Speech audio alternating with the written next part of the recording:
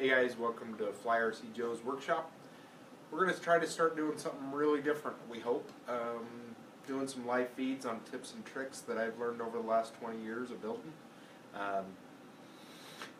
Hopefully we can help people and really make a difference. That's really what I want to do in this hobby. First thing we're going to get to tonight is hinging and row-bar hinging, and I definitely use more flat style Dubrow hinges, pin style hinges, quarter scale hinges is what they're called. I really like them because of the wires. I just really found the art in making those super smooth. But I did a lot of pinpoints back in the day, and there's a lot of discussions about quality, and we do know that the Dubrows, the Robarts, are a little bit better, but number one reason that I feel that the Chinese ones fail is not due to the hinge, it's misinstall. Some of the things that some people do is they'll put oil on here. Well, the problem with the oil is it soaks down, and depending upon your oil, you can actually ruin your nylon. You can actually soften it. I have found over the years Vicks Vapor Rub or Vaseline. I like the Vicks Vapor Rub because it smells good. I'll rub just a little bit on the knuckle, rub the knuckle, really making sure I don't get any on here, because if you get any on there, you are going to not have a great joint because your glue's never going to dry. So the other things that I really see wrong, this is one that I bought used. It was a 43% PAU edge. Really loved the airplane all the way to the time that it hit the ground. Batteries died, and I was just having so much fun flying it that I was stupid, and I flew it too much. So, but you'll notice that these are still nice and tight, even after this has been flown hundreds and hundreds and hundreds of flights. I bought it used, and it still wasn't having a problem. But this is why they break, I will say that. So you're going to notice there that this center is not perfectly aligned. That's actually off a little bit. And what will happen is it binds a little bit on the downside. But on the upside, see how I'm getting a little bit further throw? Well, that's a real problem, because when you're pulling down on that really tight, you're actually stressing these pins out. You can actually see it almost stretch that pin.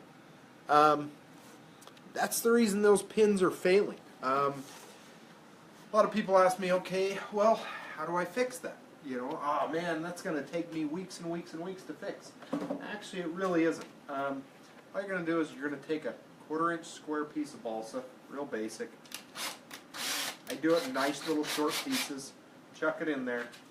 Take an 80 grit sandpaper sticky back from your deal, just any kind of sandpaper. Hold it in your hand.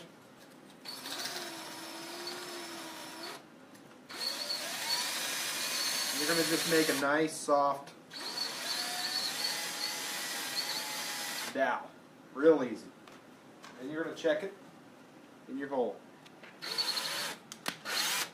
Okay, perfect fit. Now you're going to put a little bit of wood glue down in there. I really like wood glue in this situation. CA works, but I like the wood glue Type Bond 2 or Type Bond 3 in this situation. Or Gorilla white glue, not the foaming one. You're going to push it down in there. You're going to take your razor saw. You're going to just cut them off. Or a razor blade, really doesn't matter. The next day, you're going to come back and you're going to have all these little little nubs kicking up. You're just going to take a nice sharp razor blade and you're just going to cut this off, and if this was covered, you're not going to ruin your covering, nothing. So you're just going to clean those up. Then you're going to come back in, you're going to find your center point on that, and you're going to re-drill it. And you won't even notice it. Now, here's one of the other big keys. You're going to notice how smooth this is. Okay? The reason it's so smooth is right down in here, before I get done, I actually cut a small dish into the wood. And what it does is it makes a nice free point on that pin. That way nothing is binding against that pin. Another problem is guys will leave a big gap to be able to get the 50 degrees of throw that we're all trying to get anymore. Well, big gaps will cause flutter. So if you do that, it's really going to help your hinging. So we're just going to use this one as an example here. All I would do with that is go right down before the pin,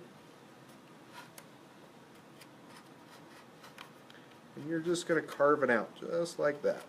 So you're going to cut the covering and everything else. See how it has a little tiny moon in it?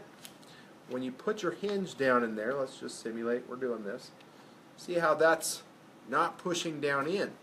Well, it's going to cause you problems. So you want your pins also, when you glue it all together, you need to make sure that all those pins are perfectly, the center of that pin needs to be perfectly aligned. The other things guys are doing is they're not aligning them this way.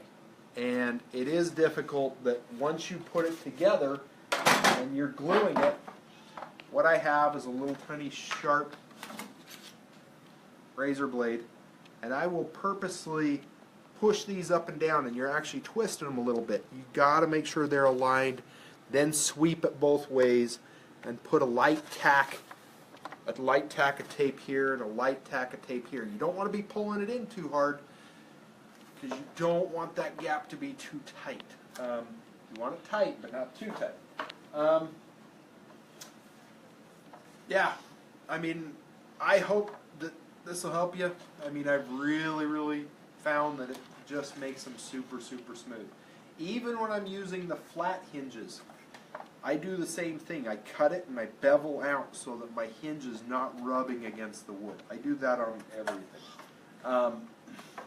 And I've really found that that smooths things up. A couple other things we're going to try to get to.